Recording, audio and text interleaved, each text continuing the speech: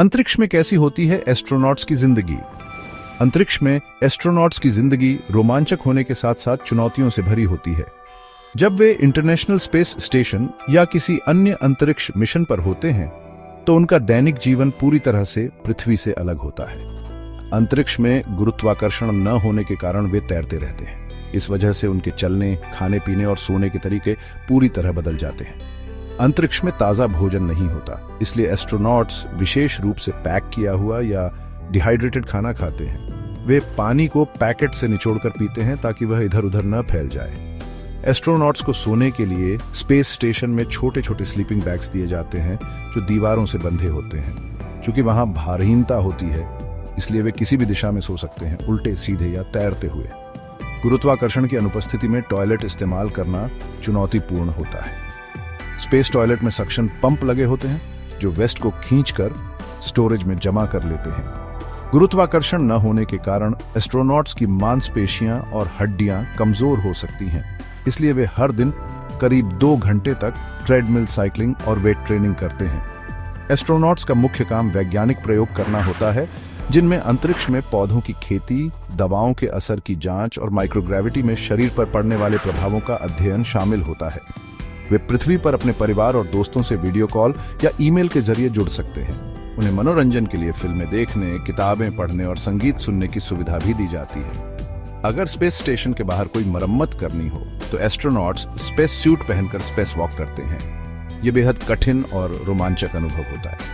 अंतरिक्ष से लौटने के बाद एस्ट्रोनॉट्स को अपने शरीर को फिर से पृथ्वी के गुरुत्वाकर्षण के अनुकूल बनाने में कुछ समय लगता है। उनकी मांसपेशियां और हड्डियां कमजोर हो जाती हैं और वे कुछ समय के लिए संतुलन बनाने में कठिनाई महसूस कर सकते हैं। अंतरिक्ष में एस्ट्रोनॉट्स की जिंदगी बेहद रोमांचक, चुनौतीपूर्ण और अनुशासित होती है। वे विज्ञान और अनुसंधान में योगदान देकर मानवता के भविष्य को आकार देने में मदद करते हैं। अंतरिक्ष यात्री अंतरिक्ष में कैसे जाते हैं और वापस कैसे आते हैं। अंतरिक्ष यात्री को अंतरिक्ष में भेजने और वापस लाने के लिए विशेष अंतरिक्ष यान और तकनीकों का उपयोग किया जाता है। इस प्रक्रिया में कई चरण होते हैं। अंतरिक्ष यात्री रॉकेट के जरिए अंतरिक्ष में जाते हैं। स्पेसक्राफ्ट ये विशेष रूप से डिजाइन किया गया कैप्सूल होता है जो रॉकेट के शीर्ष पर जुड़ा होता है। रॉकेट का प्रज्वलन जब रॉकेट लॉन्च किया जाता है तो उसमें लगे शक्तिशाली इंजन ईंधन जलाकर जोरदार गति पैदा करते हैं। गति और ऊंचाई रॉकेट को पृथ्वी के गुरुत्वाकर्षण से निकलने के लिए 28,000 किलोमीटर प्रति घंटा की गति प्राप्त करनी होती है।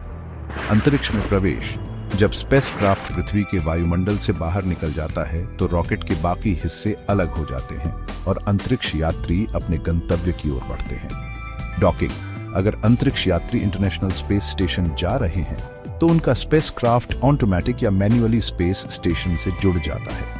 स्पेसएक्स क्रू ड्रैगन, रूसी सोयूज, नासा का ओरियन कैप्सूल भविष्य के मिशन के लिए जैसे वाहन का उपयोग किया जाता है। अंतरिक्ष में रहने के बाद जब अंतरिक्ष यात्रियों को पृथ्वी पर वापस आना होता है तो उनका कैप्सूल पृथ्वी की ओर अपनी दिशा बदलता है। इंजन जलाकर स्पेसक्राफ्ट की गति कम की जाती है ताकि वह पृथ्वी के वायुमंडल में प्रवेश कर सके।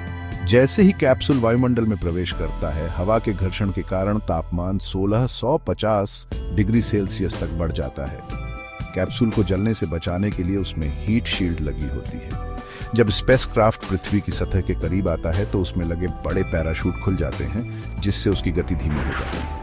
अंतरिक्ष यात्री 2 तरह से लैंड कर सकते हैं, समुद्र में या जमीन पर। स्पेसएक्स क्रू ड्रैगन और अपोलो मिशन के कैप्सूल आमतौर पर समुद्र में उतरते हैं जहां हेलीकॉप्टर और बोट से उन्हें निकाला जाता है। रूसी सोयूज कैप्सूल आमतौर पर कजाकिस्तान के रेगिस्तान में उतरते हैं जहां उन्हें खोज और बचाव दल द्वारा निकाला जाता है। गुरुत्वाकर्षण की अनुपस्थिति में शरीर कमजोर हो जाता है, इसलिए अंतरिक्ष यात्री को विशेष फिजियोथेरेपी और व्यायाम कराए जाते हैं। वे मेडिकल चेकअप कराते हैं ताकि उनकी हड्डियों और मांसपेशियों की जांच की जा सके। पृथ्वी पर लौटने के बाद उन्हें कुछ हफ्तों तक पुनर्वास की जरूरत होती है। अंतरिक्ष में जाना और वापस आना दोनों ही बेहद जटिल और तकनीकी रूप से चुनौतीपूर्ण प्रक्रियाएं हैं। आधुनिक रॉकेट और स्पेसक्राफ्ट की मदद से यह प्रक्रिया अब अधिक सुरक्षित और कुशल हो गई है। धन्यवाद।